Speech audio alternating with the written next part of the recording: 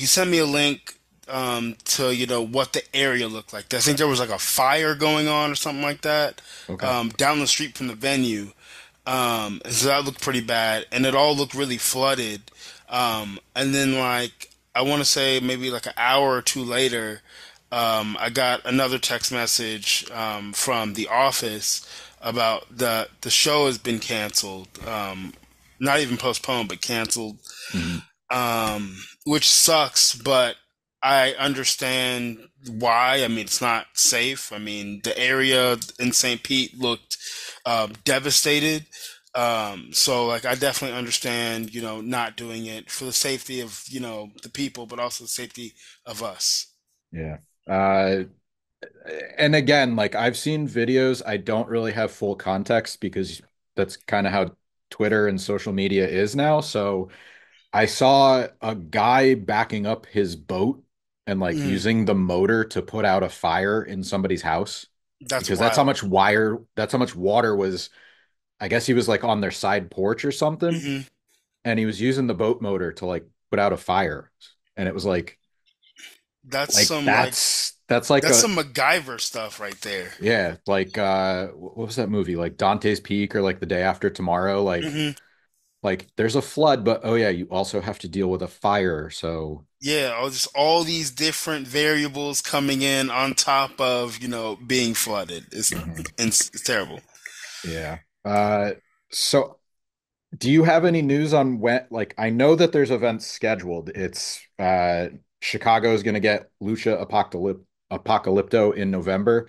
Hmm. Any update as far as are they going to try to do another event in October to sort of make up for the TV tapings? Do you like how much have you communicated as far as what's going on that I front? asked the office if they were going to, if we're just going to charge that to the game or if we're going to actually like do something else. They said that they're working on that, and that they're going to get back to me. They said they're not going to leave me hanging, so they normally don't. So we'll Mhm. see. Yeah. Hopefully they come up with something Yeah, because I hopefully was really looking forward to it. yeah, I mean, yeah, hopefully things work out. I mean, you had a tag team title shot, right Yep. there.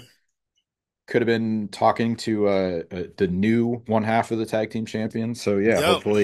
hopefully everything, works out. Everybody stays safe. You know, can't really ask for much more than that. No, not Um, at all. I like the progression you've made in MLW this year. I feel like there's a lot more storytelling as far as your character is concerned because when you first started becoming like more of a regular fixture on MLW TV, it was more like uh here's what you do in the ring. It's more about the fight itself. Hmm. And then now, you have some storylines like you worked with AJ Francis a little bit. I believe he came out right and said it. It was like Black Panther inspired and Yeah. Killmonger like inspired this early on. So it was like you kind of knew what you were getting, but it was still cool to see you guys pay homage to a movie like that and then Hmm. also just get some more storytelling depth in general. Whose idea was that? Like, was that you guys came together? Was that one that pitched it to the other? Um, I don't. It wasn't necessarily like we sat down, we talked about this, like this is what it's going to be. Yeah. I think it was one of those situations where that's what it ended up becoming because when you look at the story, it does seem like that first movie. Like I guess in this thing, I'm T'Challa. We fight the first time. He beats me, or it looks like I'm dead. Like he's taken everything from me. And he throws you Um, off the cliff. Throws me off the cliff. He's running the kingdom now. This is his. He's the captain of Boomaye. And then when it comes in back into Atlanta, it's like when Black Panther's walking up and he's just got his hands out like Hmm. this, basically like, "Yo, what's up?"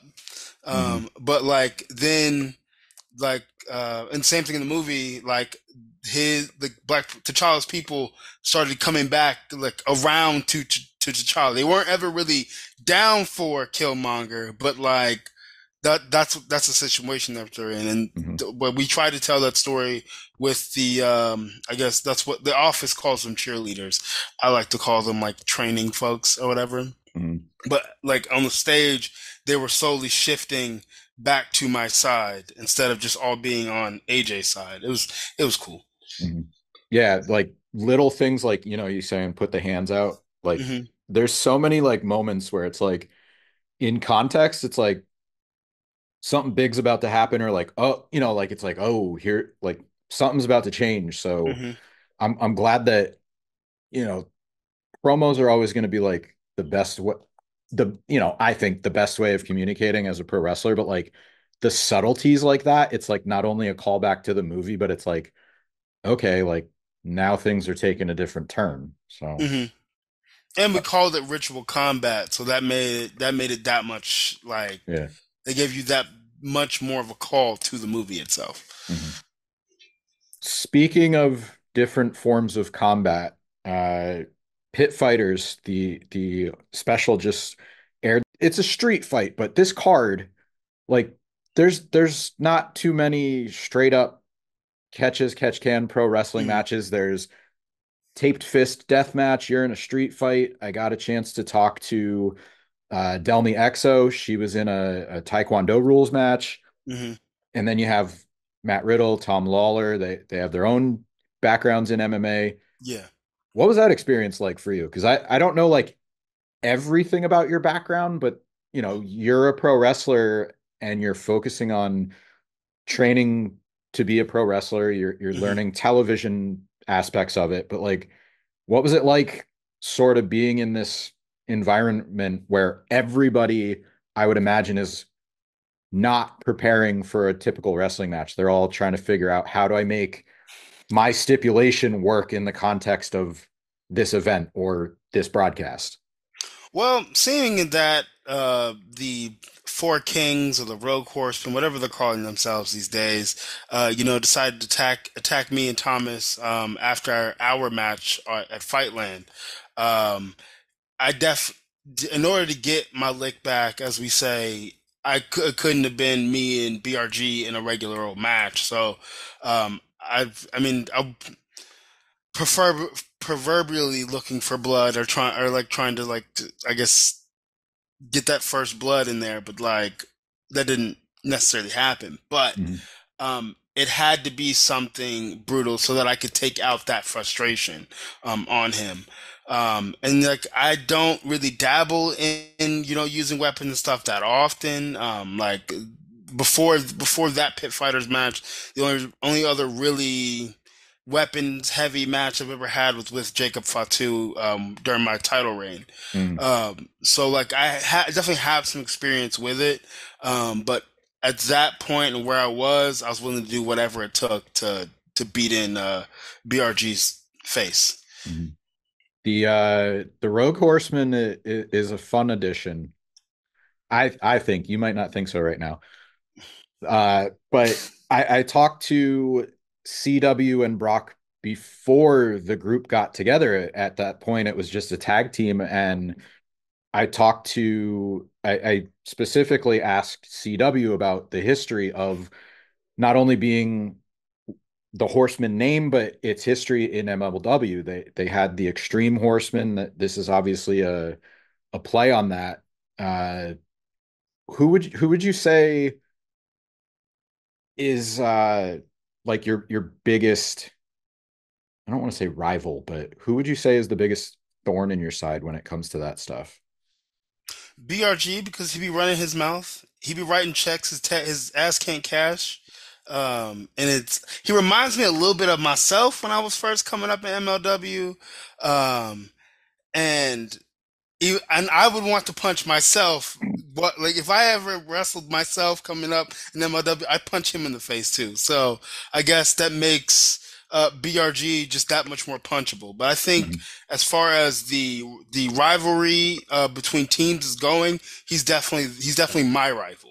Yeah, there was the one rooftop promo that they did, and they're just like standing around drinking beers, and I saw something in him because I know his work from I think it was Monster Factory. I've seen him, I know he does. He does or a he's lot of done like some Northeast stuff. I think he's out of the Northeast. Yeah. So I know him, but like this seemed like just a little bit different. I don't know if it was because of the group or because he just tried something different. Like I thought it worked. And more to what you're saying, like, do you have kids? No. No. Okay. So I think you'll still appreciate this, but I like you think about your own behavior and Hmm. then like I saw my daughter like doing something like similar and it's I know that. Like like I know what you're up to and it's like I absolutely agree with, I see myself being that same Hmm. way. That's kind of how my dad. Anytime I ever talk to my dad about my childhood, that's how he is. He's like, but he's always like, one day when you have kids, you're gonna understand, why I was always so frustrated and stuff like this. Mhm. So I mean, yeah, it's definitely related to that. Definitely. Yeah. There's a lot of stuff that comes to mind when, people talk about your work, about uh I think of the Peach State prize fight and then Hmm. MLW champion. Is there something that you want people to focus on more or something that you wish got more attention than it did right now? Um, I wish the.